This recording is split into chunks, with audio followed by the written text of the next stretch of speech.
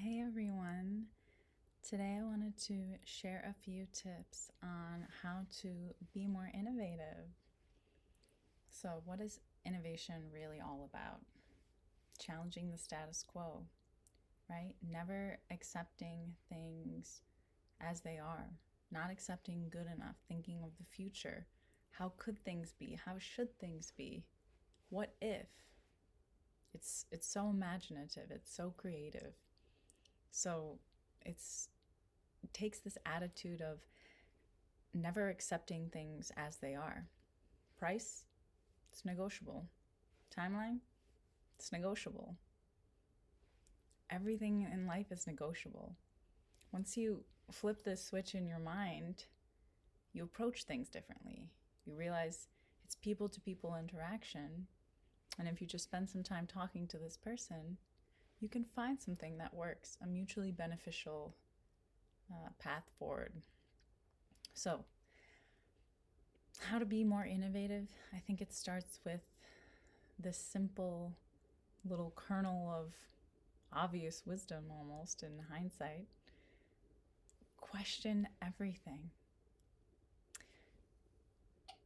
It makes sense if you think about it. To drive innovation through collaboration, you need this constructive debate to take place so the best solution can really emerge.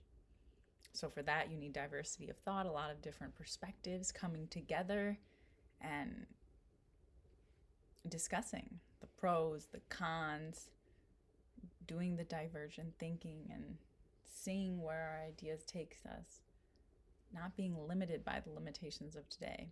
And then, of course, you can scale back your solution and put a roadmap together and make it feasible, but you need to decouple the imagination and design phase from the limits of today. Now, question everything. It's harder. Sometimes we don't even realize that someone might say something, they say it confidently, and all of a sudden we're taking it as fact. We don't really question it because they sound pretty confident. They sound like they know what they're talking about, a smart individual. They must have thought about this deeply before making this statement. No, not necessarily. We can't make that assumption. You have to question it. So, when a client asks for a requirement, that's great. You should actively listen and then you should ask a few questions, clarifying questions to make sure, is this the real root cause problem we want to be solving? Is this the right business problem to solve? Is it the highest priority? The highest revenue gain? Is this product ready for the market? Is the market ready for this product? These are all questions that need to be asked, discussed, debated, right? So this applies in your personal life too, okay? When your significant other has an outburst over the dishes not being done. Maybe it's not really about the dishes. Maybe it's about spending more quality time together. It would be ideal if we could all always take the time and introspect and understand our feelings and communicate effectively, but everyone is under time pressure. Everyone has a million things going on, so you can't always assume that. So it's your duty to double check by asking a question. Questions are peeling the layers of the onion. So until you've questioned it, you don't know the best way forward.